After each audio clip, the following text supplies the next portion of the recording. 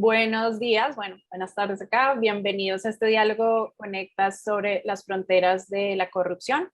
Yo soy María Camila Hernández, miembro de la mesa editorial Conectas. Este evento se realiza en alianza con el Hub de Periodismo de Investigación de la Frontera Norte, un proyecto del International Center for Journalists, en alianza con el Border Center for Journalists, Iniciativa Sinaloa y la Agencia de los Estados Unidos para el Desarrollo Internacional USAID y Conectas. Hoy contamos con la presencia de tres grandes panelistas: Cecilia Farfán, jefa de programas de investigación en seguridad del Centro de Estudios México-Estados Unidos de la Universidad de California en San Diego; Francisco Sandoval Alarcón, periodista independiente que ha cubierto la frontera entre Estados Unidos y México; e Iván Briscoe, director del International Crisis Group en América Latina y el Caribe. Antes de empezar nuestro panel, recordamos al público que puede escribir sus preguntas en el chat y que más adelante tendremos un espacio para que los expertos las respondan. Así que sin más, comenzamos con la primera pregunta. Los grupos delincuenciales han tejido una red criminal en puertos aéreos, marítimos y terrestres para el tráfico de armas, drogas y todo tipo de mercancías ilegales. Estos cargamentos son llevados en contenedores custodiados por agentes que son sobornados o amenazados.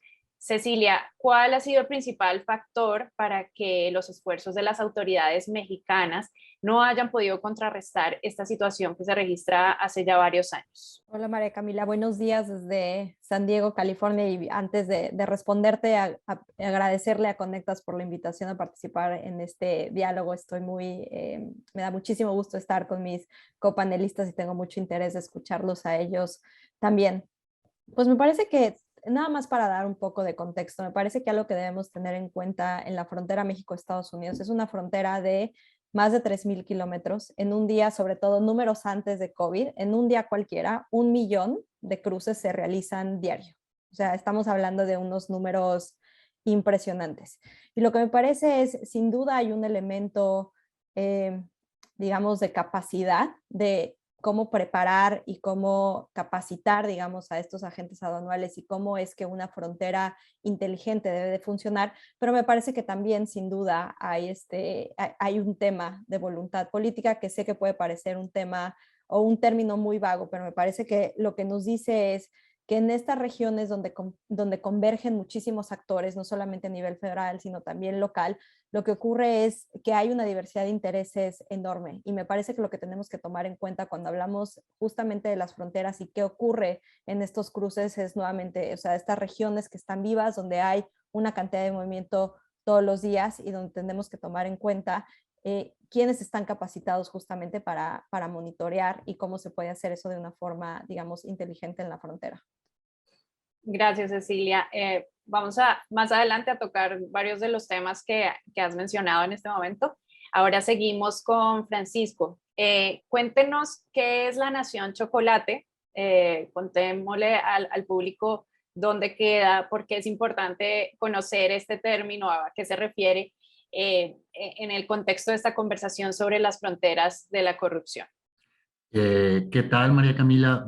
Buenos días. Gracias por la invitación, antes que nada, a Conectas, a ustedes por estar aquí.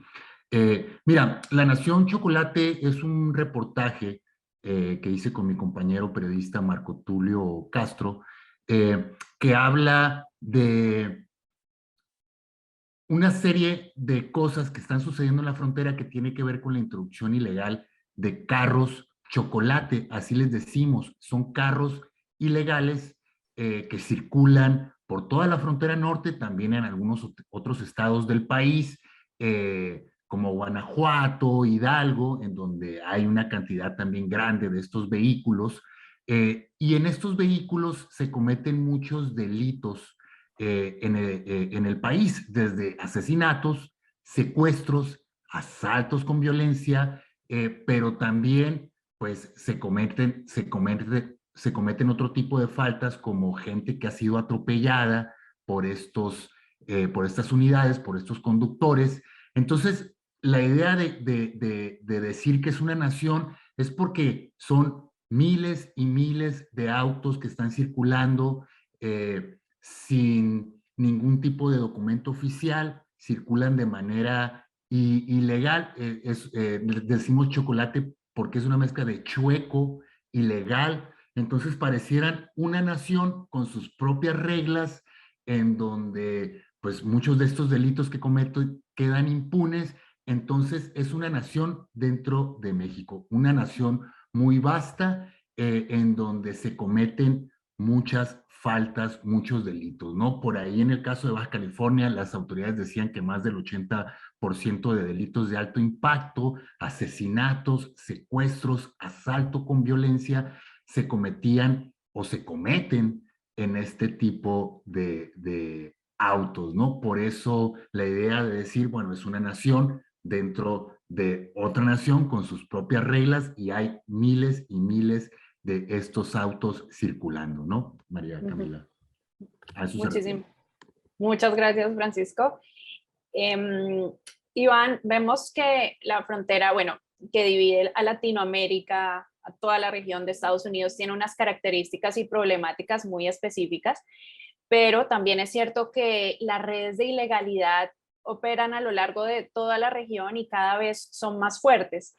En el trabajo que realiza Crisis Group en Latinoamérica, ¿qué otras fronteras identifican ustedes como conflictivas y qué características tienen?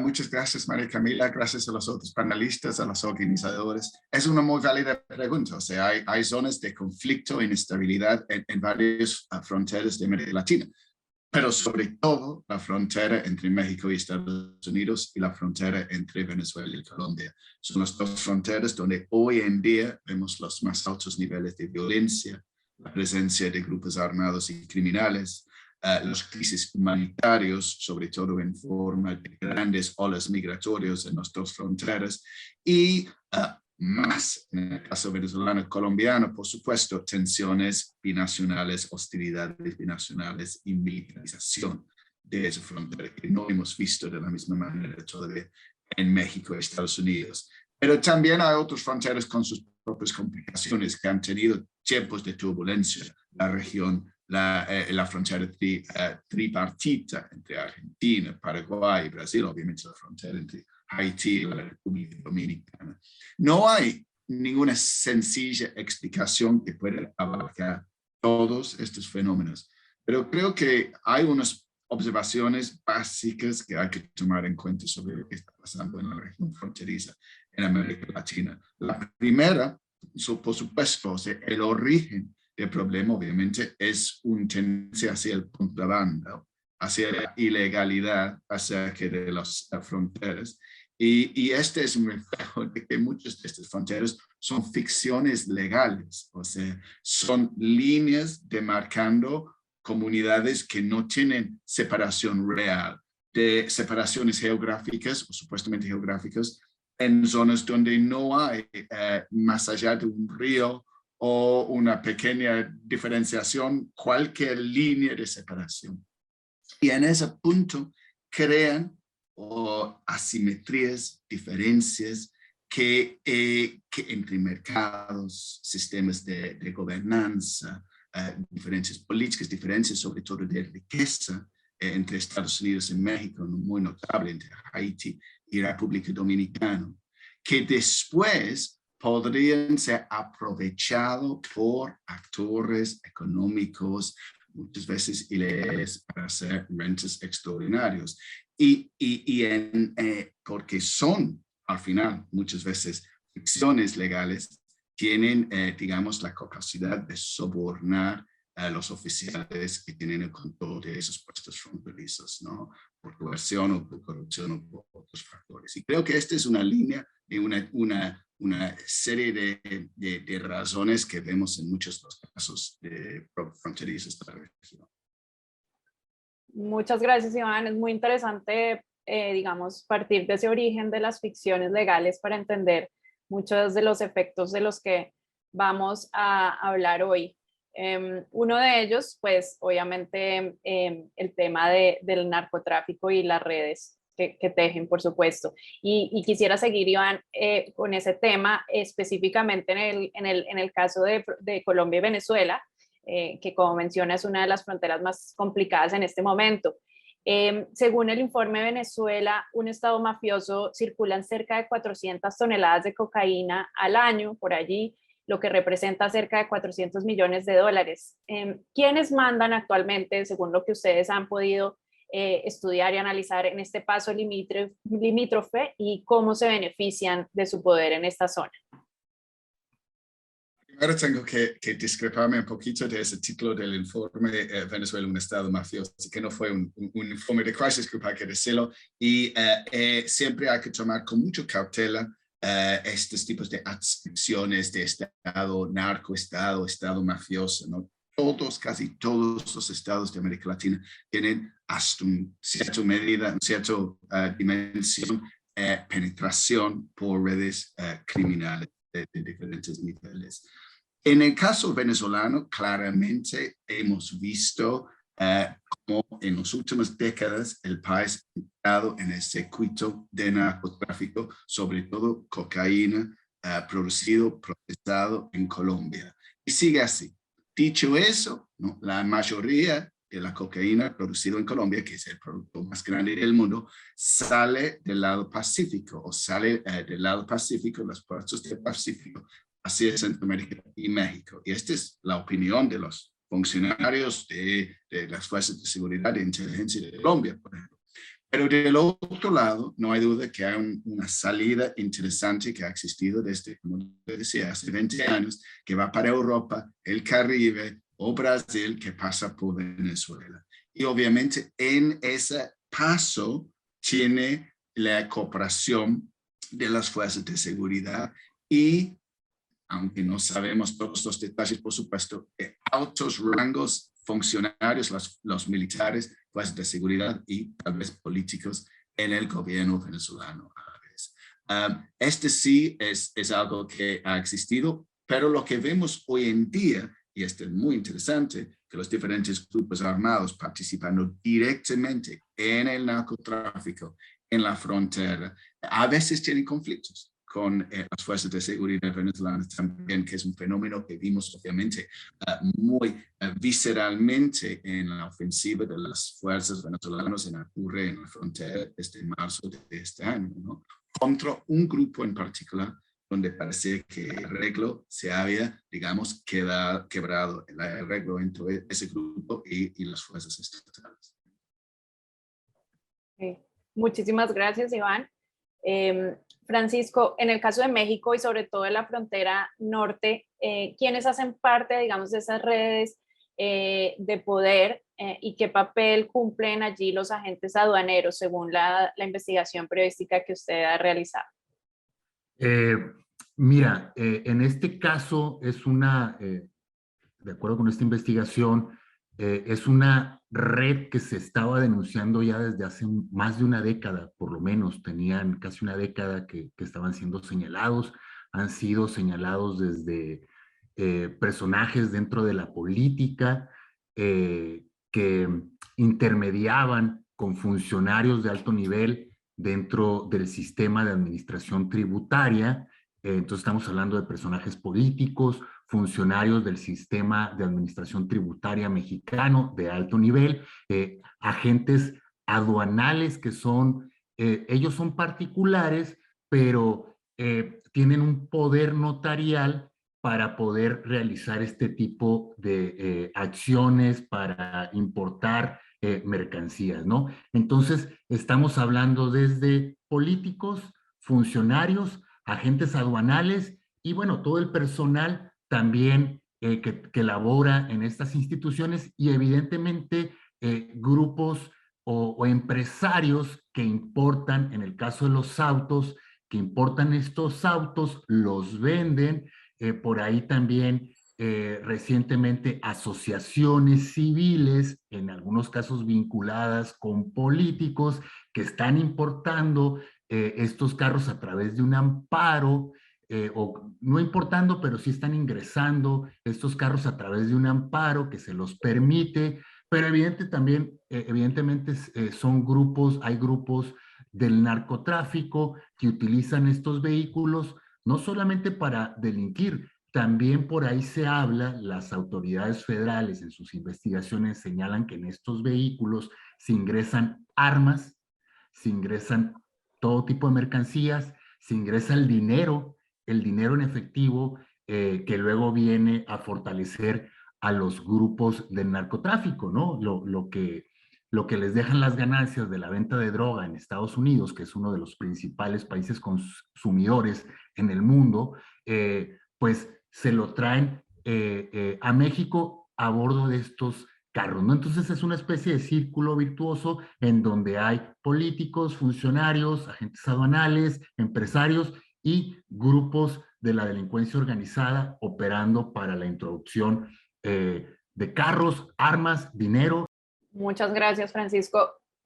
Bueno, como Francisco nos describe, pues es toda una red muy, muy compleja que va desde políticos de alto nivel hasta grupos ilegales. Cecilia, me gustaría hablar un poquito de esos agentes aduaneros, porque hay varios expedientes judiciales según los cuales estos agentes son amenazados para ceder a las peticiones de los criminales y otros que simplemente se suman a, digamos, la nómina de los carteles del narcotráfico.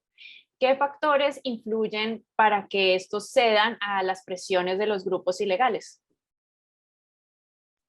Gracias. Me parece que lo que señala Francisco es fundamental justamente para entender este fenómeno, porque muchas veces pensamos en lo criminal en oposición al Estado o a las autoridades, pero justamente como él señala, hay toda esta pregunta de quién se beneficia y muchas veces lo criminal no es en oposición necesariamente a las autoridades.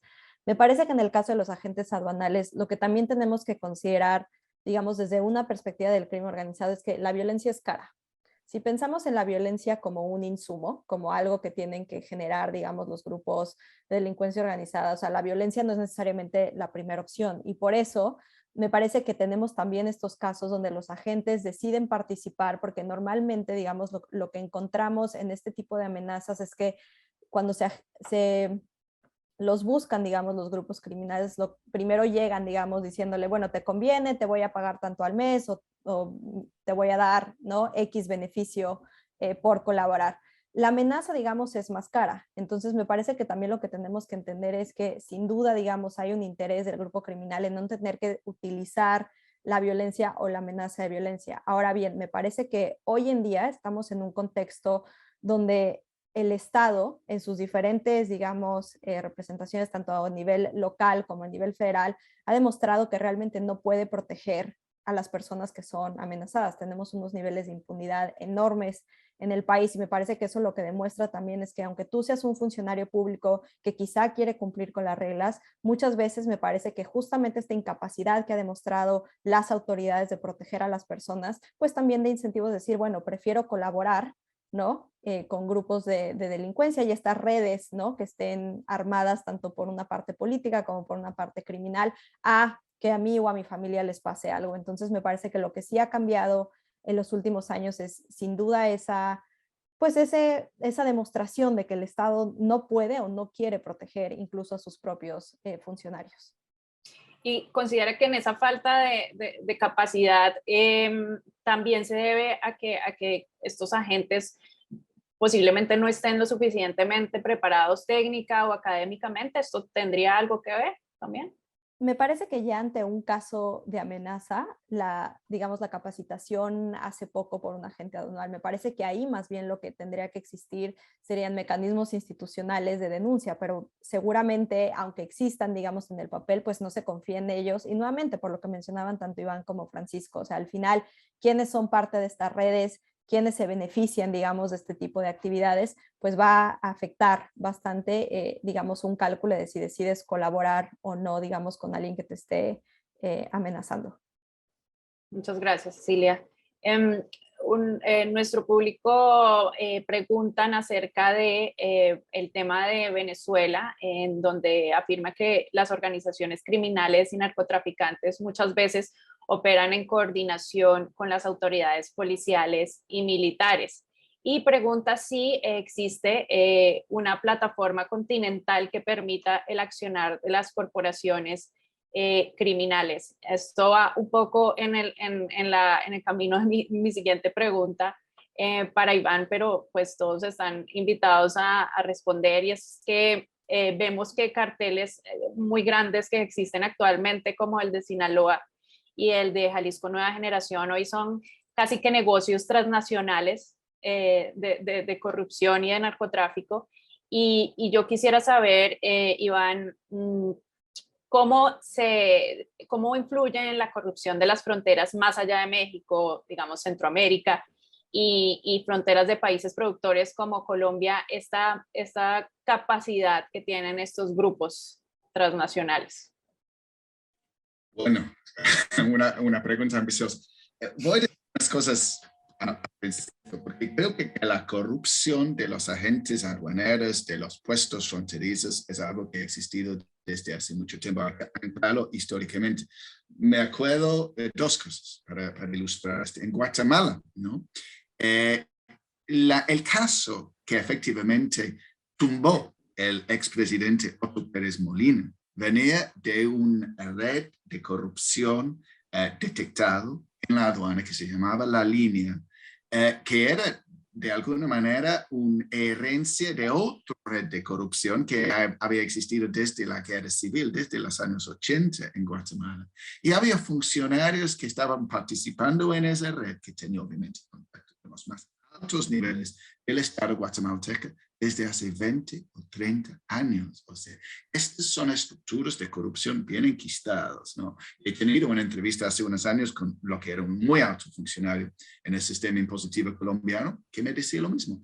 Él me decía, yo no controlo 6 o 7 oficinas impositivas en Colombia. No controlo este puerto de acceso, y aunque controlo supuestamente el aeropuerto central de Bogotá, El Dorado, están ofreciendo pagos de corrupción a los funcionarios de que $300,000 por semana, ¿no? Estos son fenómenos. Ahora, ¿qué ha pasado últimamente en los últimos tiempos? Creo que hemos visto un incremento en las redes de intercambio y comercio económico, sobre todo en la frontera mexicana, también hasta un cierto punto en la conexión entre Venezuela y Colombia, ha sido aprovechado por tráficos ilícitos o grupos armados y criminales que han tenido más poder, digamos, más poder de intimidación, y, muy importante, las políticas de seguridad estatal para controlar las fronteras, para reprimir el narcotráfico, para combatir esos grupos armados, ha incrementado el valor de la decisión, la corrupción del oficial o funcionario. O sea que cada vez que hay más presión en el sentido de combatir la criminalidad, combatir la violencia o controlar la frontera, la corrupción aumenta en el valor. Es la forma, obviamente, digamos, obviar ese mismo control, ese esfuerzo de control. Y esto es lo que vemos, una dinámica muy importante, un ejemplo muy concreto. Cuando vimos la expansión de los nuevos grupos armados criminales en la frontera de Venezuela-Colombia, los disidentes, las FARC, el ELN, los otros grupos paramilitares, cuando cerraron la frontera, mejor dicho, cerrar la frontera desde 2015 con las tensiones entre Venezuela y Colombia, y el control de los llamados trochas, los pasos informales, ilegales entre el país, venía a ser un botín de ingresos ilícitos muy importantes. Este es para mí un ejemplo clásico de lo mismo, y no estaría sorprendido si después de todo lo que ha pasado en la pandemia, los grupos armados y criminales en la frontera mexicana habrían aprovechado de la misma manera del tráfico de drogas y sobre todo el trasiego de migrantes que han llegado en tantas grandes cantidades en los últimos meses. Muchas gracias, Iván. Recomiendo revisar el audio porque a veces suena un poquito cortado. Bueno, hablemos un poco del tema de las armas. Más del 70% de las armas que llegan ilegalmente a México vienen de Estados Unidos. Cecilia, según Mexico Violence, el proyecto que ha liderado en la Universidad de California, ¿cuáles son los pasos fronterizos por donde ingresan la mayor cantidad de armas que han identificado ustedes a través de este estudio? Gracias. Identificar exactamente cuáles son los pasos fronterizos es algo muy complicado, pero lo que sí sabemos es que la diferencia que existe en la regulación a lo largo de la frontera genera diferentes incentivos. Entonces, lo que tenemos realmente en la frontera con México y Estados Unidos, en realidad son precisamente por los 4 estados que hacen frontera del lado de Estados Unidos, es decir, Arizona, Nuevo México, California y Texas, tienen diferentes regulaciones. Y esto genera, digamos, más facilidades.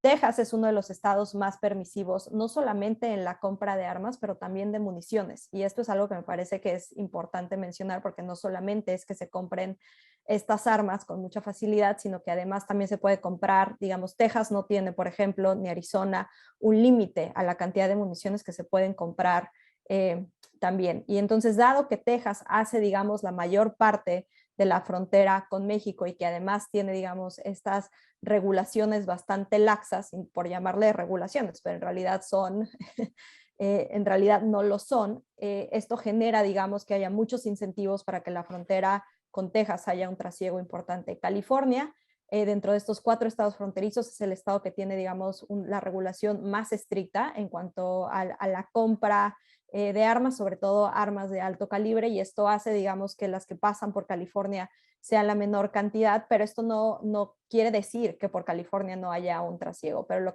a lo que se enfrenta México no solamente es que estas armas vengan de Estados Unidos, sino que esta regulación en los estados fronterizos, principalmente Arizona y Texas, al ser tan laxa, pues hace muy fácil, digamos, este trasiego. Y agregaría, sobre todo porque parte de la transacción, es decir, la compra de estas armas y la compra de estas municiones, no es una actividad ilegal en Estados Unidos. O sea, se vuelve ilegal, digamos, el ingreso a México, pero esa primera parte, digamos, esa compra no es una actividad ilegal y en consecuencia ha sido muy complicado que las autoridades en Estados Unidos justamente tengan un interés en seguir, digamos, eso. Obviamente estamos viendo que hay más presión por parte del gobierno mexicano en ese tema, pero repito, lo que lo hace muy complicado es esta diversidad en los tipos de leyes que operan a nivel estatal en Estados Unidos.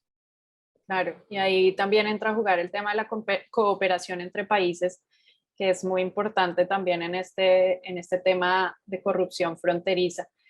Francisco, dentro de su investigación periodística, el tráfico de armas pues es uno de los temas. ¿Qué más encuentran ustedes, digamos, aparte de lo que nos cuenta Cecilia, o cuáles, digamos, de estos postulados pudieron ustedes documentar y confirmar en lo que se refiere al tráfico de armas? Mira, María Camila, yo quisiera también agregar en relación a las preguntas pasadas, eh, además nosotros detectamos un grupo de jueces que estuvieron entregando amparos para que pudieran introducir autos. Eso ocurrió ya hace aproximadamente 9 años. Un grupo de jueces que fueron destituidos de sus cargos, que otorgaron amparos para introducir autos que no tendrían que haber cruzado de otra manera, de acuerdo con la legislación mexicana, pero cruzaron por estos amparos, ¿no? Esa es una cosa. Otra cosa también que provoca, que creo yo que provoca, pues que los agentes tengan esa tentación, es que para entender y un poco para la gente que no conoce tanto México o no conoce México, las decisiones para blindar la frontera o para cualquier decisión que tenga que ver con el paso fronterizo, la seguridad, se toman desde la Ciudad de México. Estamos hablando a más de 3,000 kilómetros de la frontera norte. Entonces, pues eso hace que haya una lejanía, que los agentes digan, pues no hay bronca, el jefe o los jefes están hasta 3,000 kilómetros y además muchos de esos jefes ni conocen las problemáticas de la frontera y a veces no es gente especializada, de repente es gente que sí, es una fil del gobierno, pero no es gente que conozca las problemáticas de la frontera. Entonces, eso lo hace muy atractivo para los grupos del narcotráfico, ¿no? Entonces, regresando al tema de las armas, pues evidentemente lo que dicen las autoridades es que se están ingresando en estos vehículos armas, dinero, y pues son esas armas las que utiliza los grupos de la delincuencia organizada para cometer sus delitos, ¿no? En la experiencia que yo he tenido, por ejemplo, un estado como Arizona, que es uno de los estados donde hay muchas armerías a lo largo de la frontera, pues hay mucho intercambio de armas en Sonora, ¿no? Y en Sonora es una de las zonas donde operan el cártel de Sinaloa, Chihuahua, por ejemplo, el cártel de Juárez. Entonces, pues evidentemente son utilizadas estas armas por los grupos del narcotráfico para delinquir, ¿no? Entonces es como un círculo virtuoso de la delincuencia porque utilizan los carros, utilizan las armas, utilizan el dinero, pues para seguir operando, ¿no? Y lo que dice la autoridad es que en efecto en sus investigaciones detectaron que en estos carros estaban siendo introducidas armas que utiliza la delincuencia organizada en el país pues para cometer sus delitos, María Camila. Muchísimas gracias, Francisco.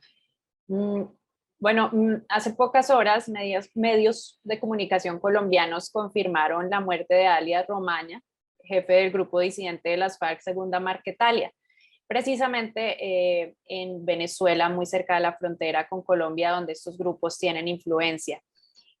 Iván, ¿cuáles han sido los hallazgos más relevantes de Crisis Group en lo que respecta al flujo de armas en esta zona?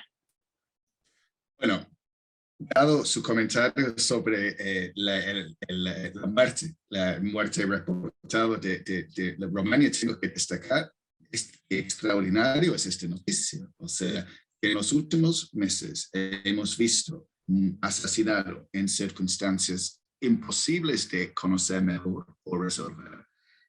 Tres de las figuras máximas de uno de los grupos disidentes, las FARC, más importantes, según la Marquetalia. Jesús Santrich, El País hace unos días, y Romaña, que indica que aunque supuestamente Venezuela alberga y protege estos grupos armados y al final no puede impedir que están asesinados en circunstancias oscuras por grupos que no conocemos, pero que bien podría ser otros grupos disidentes, las FARC, que están en una competencia muy feroz. Obviamente hay muchas armas en esa región. Las FARC, en su desmovilización de 2017, por supuesto, devolvía, o mejor dicho, daba a la misión de la ONU todas las armas en su poder. Y era un desarme muy exitoso, hay que decirlo, con una porción de armas por excombatiente de casi 1 a 1,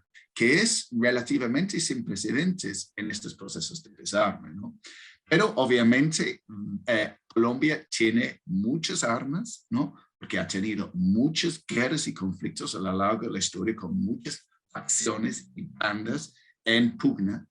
Tiene Venezuela al lado, donde hay un conocido filtración o venta de armas desde las fuerzas de seguridad de las fuerzas militares. Fuerzas militares, hay que saber realmente el sueldo hoy en día del soldado o el general venezolano son de unos $1 por mes. O sea, la venta de las armas tiene una capacidad de material importante, o sea, una capacidad de remuneración militar importante para estas personas, ¿no? Y entonces hay estos movimientos de armas, tiene acceso a armas, no es un problema, y hay muchos grupos que están luchando. Y el problema, obviamente, es cuando tienen militarización de los dos lados, ¿no? Que Colombia ha desplegado miles de soldados últimamente al norte de Santander, que es un foco de altos niveles de violencia, obviamente un centro de producción de coca también. Y de otro lado tienes los ocasionales ofensivas y despliegues de tropas venezolanos también, en un contexto de, como en el caso mexicano, mucha corrupción, mucha venta ilegal. Entonces habrá mucho movimiento de armas en el mercado negro, básicamente. Muchas gracias, Iván.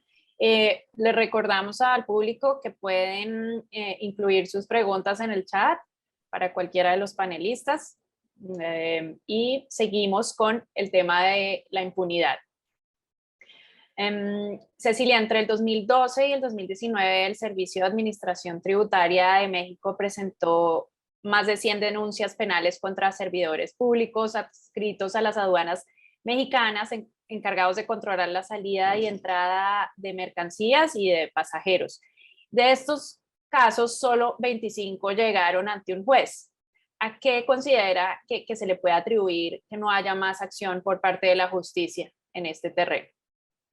Gracias. Me parece que esto sí vuelve al tema de la capacidad. Me parece que también si vemos otros temas como lavado de dinero, donde México obviamente tiene mucho interés y como mencionaban Iván y Francisco, este dinero que también permite continuar con actividades criminales, donde hay un interés claro, digamos, de las autoridades por perseguirlo, también lo que vemos es que se integran muy pocas investigaciones. Y esto me parece que tiene que ver con capacidad. Sin duda no descuento el tema de corrupción, pero me parece que ante otros, digamos, ante otros delitos que vemos, digamos, las fiscalías están rebasadas. Lo hemos visto también con el caso de desaparecidos, donde, digamos, tráileres con cuerpos, como ocurrió en Jalisco, ¿no? Este llamado tráiler de la muerte estaba lleno de cuerpos porque no había, digamos, como la capacidad para procesarlos. Entonces, me parece que hay un elemento que responde a ello, que tiene que ver sin duda con, digamos, el tener recursos humanos suficientes para poder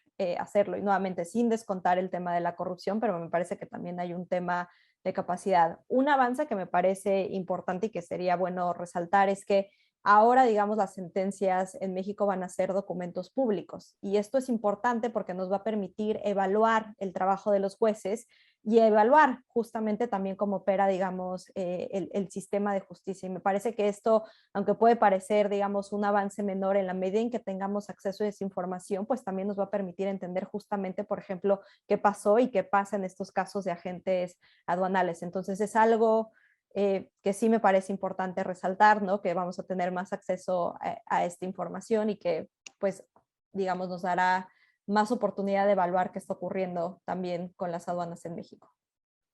Claro que sí. Francisco, luego de las revelaciones de su investigación sobre el llamado cartel aduanal, ¿qué ha pasado? ¿Se han tomado acciones por parte de las autoridades o qué impacto ha tenido en ese sentido? Sí, María Camila. Mira, en el tema penal, solo en el caso de uno de los funcionarios, el funcionario quien de acuerdo con el gobierno federal es el presunto jefe o capo, así le llaman ellos, de este cártel aduanal, se presentó ya una denuncia. Otros 4 personajes ya que estaban señalados ahí ya habían sido denunciados, pero faltaba como la supuesta cabeza que ellos dicen, ¿no? Ya fue denunciado. Pero en ninguno de los casos hay avances, al menos públicamente no se ha informado sobre avances o acciones legales. Lo que sí pasó en contraste es que el 16 de octubre, pasado un mes después de publicado el reportaje, el presidente López Obrador fue a Baja California y firmó un decreto para regularizar los autos chocolate que ya ingresaron de manera irregular al país y que beneficia a 7 estados, entre estos Baja California, Sonora, Chihuahua, Nuevo León, Tamaulipas, Coahuila y Baja Sur, estados del norte del país, ¿no?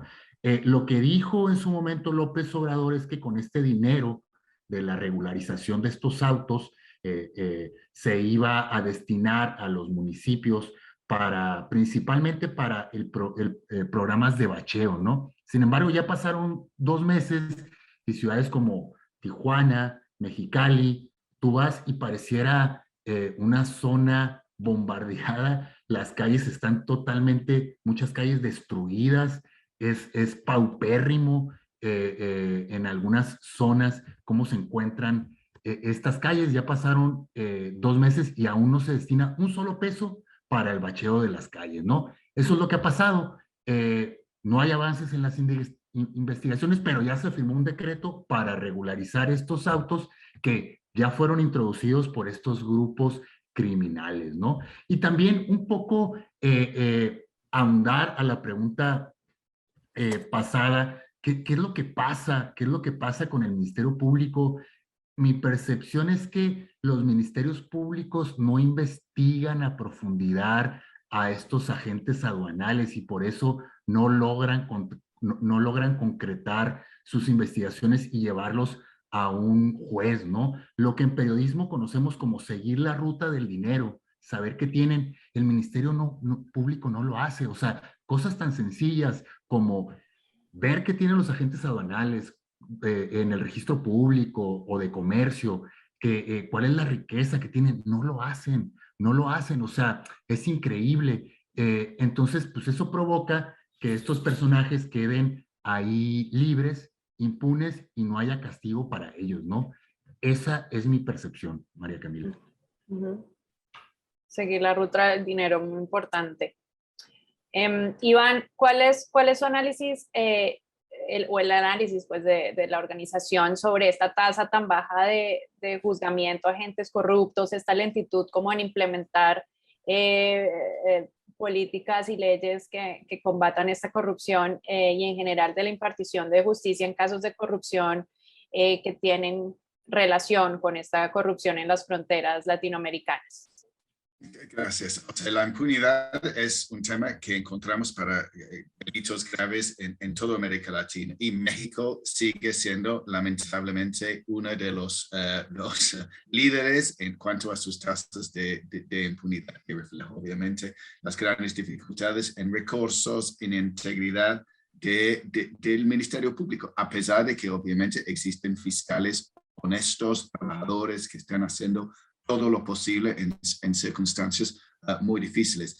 Yo creo que hay que aprender de las lecciones de los grandes avances en cuanto a la reducción de impunidad y violencia, homicidio en América Latina. Y hay dos casos donde hay que llamar la atención, básicamente. Sé que a pesar de todo existen avances. Uno es obviamente Guatemala y su experiencia con la Comisión contra la Impunidad, que tuvo un trabajo muy estrecho con las fuerzas de policía y obviamente con la Fiscalía y el Ministerio Público también, y logró una reducción de impunidad, sobre todo para asesinatos muy importantes en su década o 12 años en existencia, ¿no? Y una cooperación en que, aumentando la capacidad forense de investigación de la escena del crimen, hasta, digamos, trabajar en tribunales más efectivos, con más seguridad, donde no había los riesgos que enfrentaban los jueces y fiscales en otros casos, ¿no? Y hay muchas cosas que se podrían hacer en ese sentido. En el caso de Colombia, o sea, el año pasado fue excepcional, ¿no? Porque había una cuarentena de 6 meses en Colombia y la gente no sale tanto a la calle. Si no salen tanto a la calle, no corren el mismo riesgo de ser, digamos, víctima de un crimen, ¿no? Pero logró una de las tasas de homicidio más bajo en los últimos 30 años o más, desde los años 70 efectivamente, ¿no? Y esta reducción es algo que Colombia ha logrado por medio de políticas cívicas, por medios de reformas policiales limitados, hay que decirlo, hay que avanzar más en eso, pero un cierto mejoramiento de la actuación policial con profesionalización de sus fiscalías. Igual, o sea, sigue teniendo una tasa de homicidios no muy diferente de lo de México, no muy diferente a lo de Brasil. O sea, la lucha contra la impunidad, sobre todo, necesita ser un emprendimiento de largo plazo con trabajo en todos esos sentidos. Y creo que sí se puede avanzar, pero hay que empezar en serio. Muchas gracias, Iván. Bueno, tenemos varias preguntas del público. Quiero comenzar por la pregunta de Claudia Méndez, periodista en Guatemala, a quien saludamos. Y ella le pregunta a Francisco, dice que, bueno, quiere saber más acerca de estos amparos para los vehículos que nos mencionó. Si ya están detectados, ¿qué hacen los órganos? Si ya están detectados por los órganos judiciales, ¿qué hacen para evitarlos? Bueno, en el caso, sí, María Camila, gracias por la pregunta. En el caso de estos amparos fueron otorgados para poder introducir los autos que tenían cierta cantidad de años que de acuerdo con las leyes mexicanas no podían introducirse con estos amparos en algunos casos lo lograron introducir. En otros casos también evadiendo el pago de impuestos, ¿no? Ese tipo de cosas fueron una serie de amparos que se otorgaron a particulares, empresarios, para poder introducir estos autos evadiendo las reglas, leyes mexicanas impuestas con el Tratado de Libre Comercio entre México, Estados Unidos y Canadá. Entonces, estos carros, que en muchas ocasiones son carros que tuvieron algún accidente en Estados Unidos y Canadá, que Estados Unidos ya no sabe qué hacer, van a parar a México, y muchos de esos carros, gracias a estos amparos, pudieron introducirse, aun cuando no tenían que haberse introducido a México, ¿no? Esa fue la función de los amparos. Lo que se hizo ya años después es que se destituyó a muchos de estos jueces. Hubo una investigación interna por parte del Consejo de la Judicatura Federal, que es el órgano que vigila el actuar de los jueces.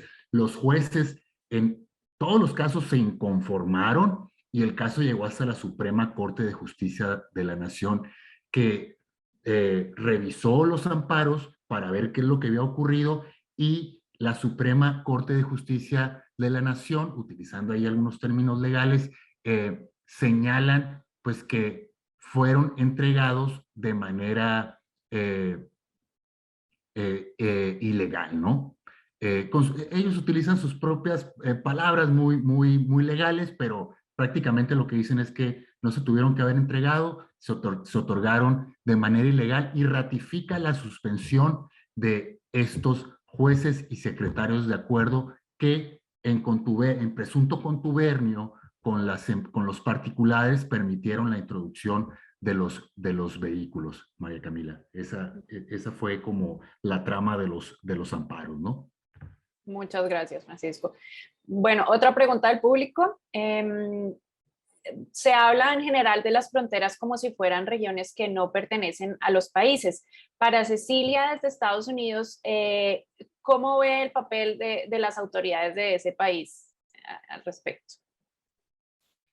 Pues es interesante porque no es que las fronteras no pertenezcan, pero o sea, son regiones distintas, ¿no? Justamente como mencionaba Iván, donde muchas veces, digamos, estos límites administrativos no necesariamente coinciden con límites históricos o incluso lazos familiares. Me parece que en el caso de Estados Unidos hay, digamos, una narrativa muy fuerte, muy desafortunada, donde la frontera es siempre una zona de crisis, donde es un juego de suma cero, o donde tienes una frontera segura y por ende mucha mano dura, mucha presencia, digamos, de seguridades, o tienes una frontera porosa donde todo pasa.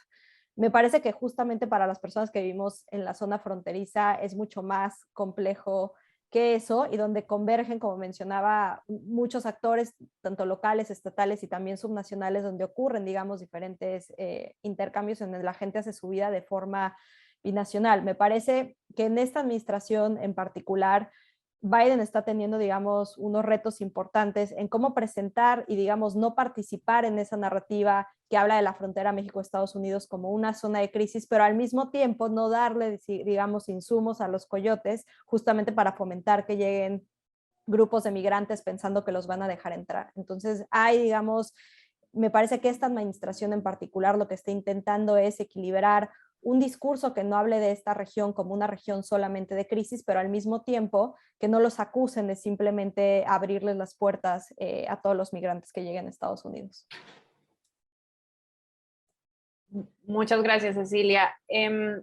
Iván, también en ese mismo sentido, ¿qué papel juegan gobiernos centrales como el de Colombia? ¿Sucede algo similar a lo que pasa en México, como de políticas muy centralizadas y poco pensadas para las fronteras?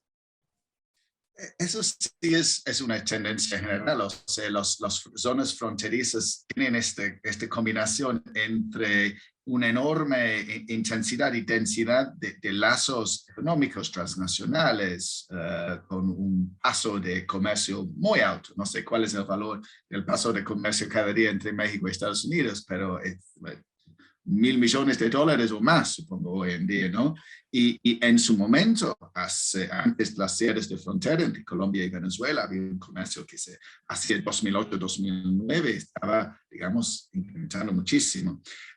Pero a la vez, sí, en términos de presencia del Estado, servicios, logística, infraestructura, están en un estado de retraso. Y este es algo muy común que vemos, ¿no? Es exactamente esta contradicción entre sus lazos transnacionales comerciales y la poca presencia del Estado, donde los grupos ilegales, armados, criminales entran, aprovechan, ¿no? Utilizan sus fuerzas de coerción y persuasión, ¿no? Para, digamos, lograr un control territorial allá donde el Estado no brinda lo que debería brindar. Y es lo que vemos efectivamente en Colombia. La frontera colombiana ha sido marginalizado sistemáticamente por el Estado. El Estado en Colombia, el Estado basado en Bogotá, ha tenido obviamente un medio siglo de lucha contra una fuerza insurgente muy poderosa en su momento, ¿no? Y tiende a ver las regiones, la periferia del país como un problema, como una amenaza, como un riesgo de seguridad. Y obviamente pone la prioridad en las políticas de seguridad y obviamente cuando pueden en las políticas económicas y comerciales. Pero cuando me dudas en la política de seguridad, y ese se resiente en las fronteras mucho. Y creo que es un poco diferente en el caso mexicano, porque creo que el norte de México, por su proximidad a Estados Unidos, ha tenido un desarrollo económico particular muy dependiente de lo que pasa al otro lado de la frontera, sobre todo en cuanto al desarrollo inicial de los grupos criminales en Tijuana y Ciudad Juárez, ¿no? Y es un poco excepcional, pero creo que lo que pasa en otras partes de América Latina tiene mucho que ver con la negligencia de los intereses sociales de esas zonas fronterizas, donde como consecuencia las comunidades, los dos lados de la frontera, tienen más lazos entre ellos que con el capital. O sea, son 500 kilómetros entre Cúcuta, cerca de la frontera, y Bogotá. Son 600 kilómetros desde esa frontera a Caracas, ¿no? O sea, entre los dos lados de esa frontera hay muchos más lazos comunes que entre ellos y sus respectivos capitales. Muchas gracias, Iván. Hay otra pregunta para Francisco, de Luis Cantoral. Dice que en Bolivia hay mucho ingreso de vehículos de contrabando, sobre todo usados. ¿Qué tipo de características o señales debe haber para sospechar que hay organizaciones criminales detrás de esta actividad y no solo quienes aprovechan este comercio para tener un ingreso? Bueno, si hay autos de este tipo, evidentemente hay alguien que los está introduciendo, ¿no?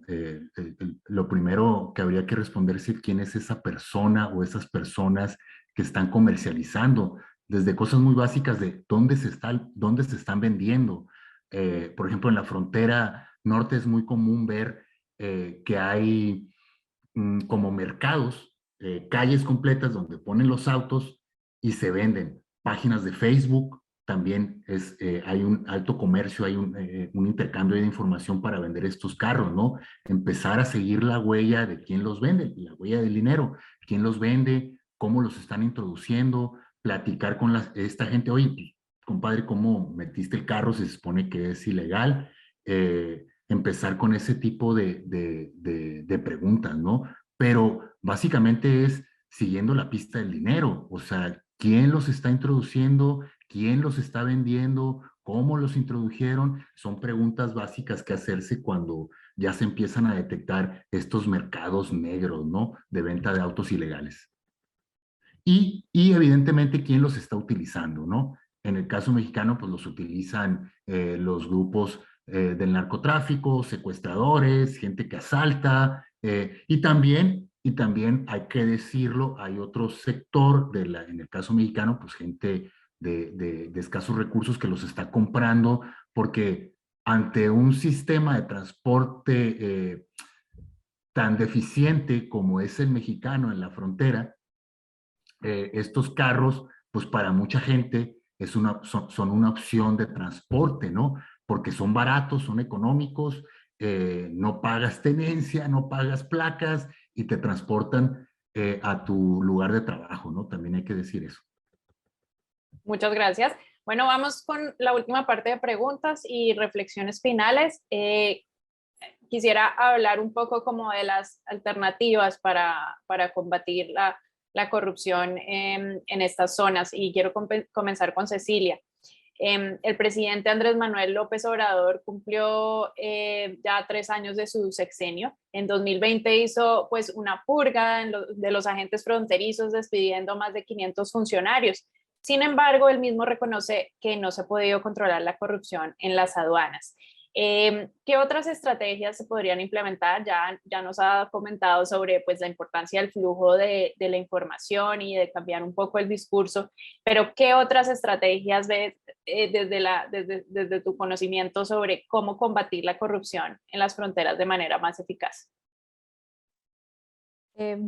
Muchas gracias y me encantaría tener, digamos, como la respuesta de cómo solucionar el tema de la corrupción. No la tengo, pero sí tengo, digamos, una recomendación. Me parece que uno de los, digamos, en estos 2 años donde ha sido muy complicada la cooperación con Estados Unidos, donde ha habido momentos muy ríspidos, específicamente pensando, por ejemplo, con el arresto del general Cienfuegos. Ahora estamos, digamos, en un nuevo capítulo con el acuerdo bicentenario que tienen México y Estados Unidos. Y me parece que uno de los elementos clave, como mencionaba también Iván, es este intercambio de información que existe justamente entre las personas que trabajan en la frontera.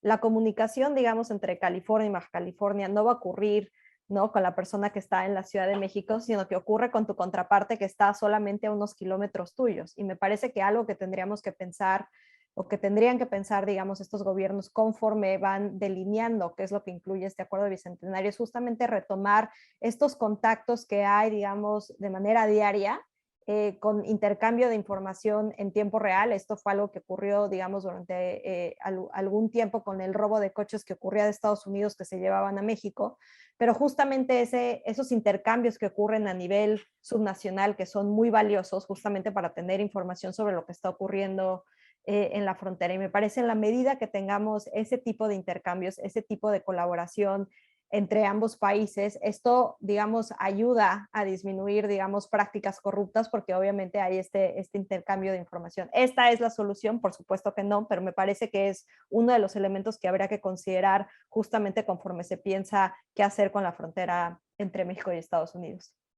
Muchas gracias. Iván, ¿qué otras alternativas hay para atacar este delito y además proteger a la población de la violencia que generalmente acompaña la corrupción en las fronteras? Como he dicho al principio, hablando muy concretamente de la frontera colombiana-venezolana, tenemos violencia y altos niveles de criminalidad, más un crisis migratorio que no ha sido controlado, más peorado por la pandemia, por supuesto, más un conflicto entre los dos lados que no hablan entre ellos. O sea, en términos de geopolíticos, llamaría, esta es una tempestad perfecta, ¿no? Que de alguna manera es un hervidero de inestabilidad, militarización y riesgos a la paz, ¿no? Y lo más importante, por supuesto, en ese caso es crear canales diplomáticos, empezar el trabajo de ver que este es un problema compartido a pesar de las diferencias políticas.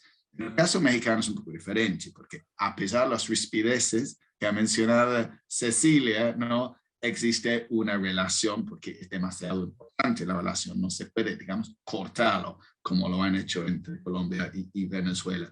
Pero creo que lo importante es que mientras Estados Unidos busca una respuesta regional al problema migratorio que existe, México tiene que responder diciendo, bueno, nosotros necesitamos un enfoque, digamos, compartir entre nosotros para tratar los problemas de la frontera. Ustedes quieren una respuesta regional a la migración, nosotros queremos una respuesta vecinal, binacional a los problemas de seguridad en la frontera. Muchas gracias. La labor periodística pues es indispensable para denunciar la corrupción Francisco, ¿qué protocolos de seguridad se deben seguir para hacer reportería en estos contextos? Y además, ¿cómo hacer que el trabajo periodístico esté blindado y tenga pues una mayor difusión? Pues mira, en el caso mexicano se han dado algunas como señales, ¿no? De lo que se puede hacer, ¿no? De entrada hay medios de comunicación que ya no firman las notas cuando se trata de estos temas de crimen organizado, delincuencia organizada, corrupción, ¿no? Finalmente es una decisión editorial, pero eso como para tratar de disminuir el riesgo a los periodistas también. También hay medios que han aprendido o que han tejido alianzas para investigar la corrupción con otros medios u organizaciones de la sociedad civil, como Iniciativa Sinaloa, incluso para publicar en bloque y tratar también de amenguar, disminuir los riesgos, ¿no? También hay periodistas que han aprendido a ser más rigurosos con sus investigaciones al presentar pruebas documentales, testimonios y hechos que se puedan comprobar, tener mejores prácticas al momento de redactar, no adjetivizar en información que tenga que ver, ninguna información, pero cuidar más ese tipo de cosas, no adjetivizar a los personajes que están siendo señalados y sobre todo darles derecho de réplica. Hay muchos periodistas que dan por hecho que esas personas que están siendo investigadas por presunta corrupción son corruptos y no es así. Si están siendo investigadas hay una presunción y tienen derecho de réplica. Sin embargo, hay periodistas que dan el golpe y luego preguntan, ¿no? Y no, tendría que, antes de publicar, incluso con algunos días de antelación, darles la oportunidad de que puedan fijar una postura, de hablar del tema, porque eso le puede cerrar la puerta a una demanda en lo futuro, ¿no? Creo que esas son cuestiones de buena práctica, pero también tejer algunas alianzas, ¿no? Para que tus trabajos estén blindados, tengan una exposición más amplia y que te disminuya el riesgo finalmente, ¿no, María Camila? Claro. Bueno, para finalizar, me gustaría que nuestros panelistas dieran una breve reflexión final acerca de este tema, su conclusión. Entonces, quiero comenzar con Cecilia, por favor. Bueno, primero agradecer nuevamente a Conectas por convocarnos a esta conversación. Sin duda hay muchos temas, digamos, que podríamos seguir hablando. Yo cerraría diciendo, por ejemplo, que en esta frontera, en Baja California y California, nos llevamos una gran lección con COVID. O sea, muchas veces se habla de Cali Baja y se habla de esta región que está muy integrada y que es una zona de innovación, y en muchos sentidos lo es, pero me parece que también nos dimos cuenta que esa integración quizá no es tan fuerte como habíamos pensado y que habría que repensar justamente para solucionar problemas regionales como una pandemia, como problemas de salud, cómo es que operan, digamos, las zonas fronterizas. Entonces me parece que estos años, ¿no?, que siguen ahora con pandemia, ¿no?, y después de pandemia nos tienen que también llevar a reflexionar cómo impactan, digamos, en estas regiones fronterizas, no solamente desde la perspectiva del crimen y la corrupción, pero también las actividades lícitas. Entonces, cierro con ese comentario y nuevamente muchas gracias por la invitación. Muchas gracias a Cecilia Farfán por haber estado en este diálogo Conectas. Iván. Gracias, María Camila. Bueno, muy brevemente, yo diría que la tendencia hoy en día en Europa y América Latina es ver las fronteras como problemas, como amenazas, como vectores de transmisión de los malos que existen del otro lado, fundamentalmente. Pero a la vez, y es interesante lo que hemos visto en términos de la reapertura de la frontera entre Venezuela y Colombia últimamente, las fronteras, ellos mismos, las comunidades, las fronteras, pueden ellos mismos negociar y lograr una normalización si tienen, digamos, la libertad y la autonomía para hacerlo.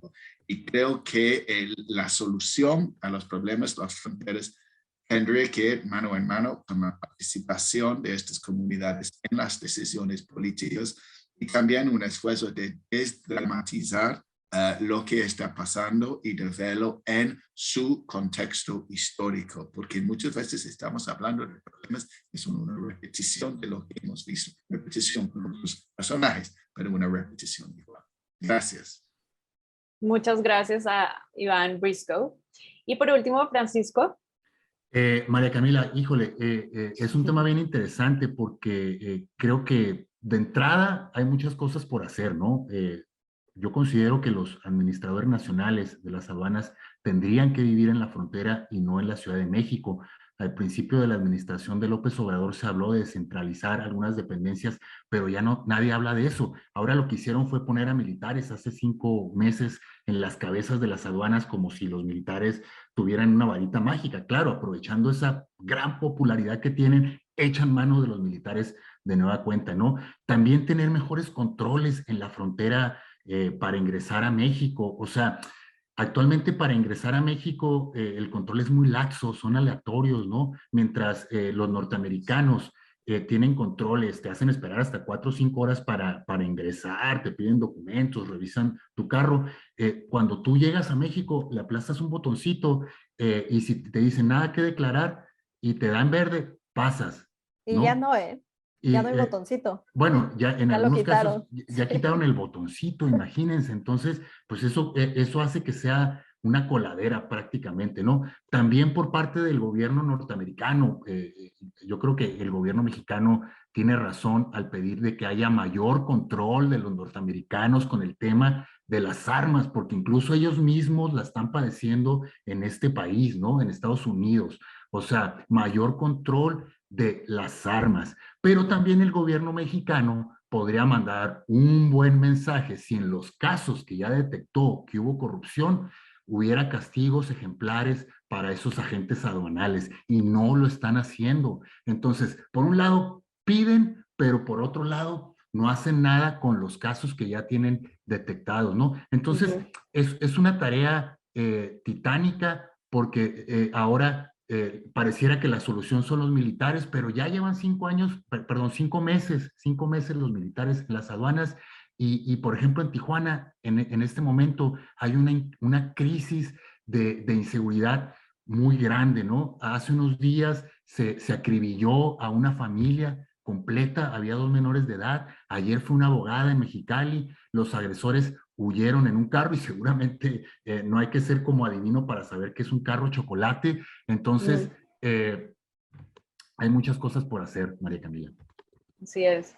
Violencia ligada a la corrupción en estas zonas. Muchas gracias, Francisco Sandoval Alarcón, y muchas gracias a todos ustedes por participar en este diálogo Conectas sobre las fronteras de la corrupción. Este evento se realizó en alianza con el Hub de Periodismo de Investigación de la Frontera Norte, un proyecto del International Center for Journalists, en alianza con el Border Center for Journalists, Iniciativa Sinaloa y la Agencia de los Estados Unidos para el Desarrollo Internacional, USAID, y Conectas. Recuerden seguirnos en nuestras redes sociales y en la web en conectas.org. Muchísimas gracias a todos y buen día.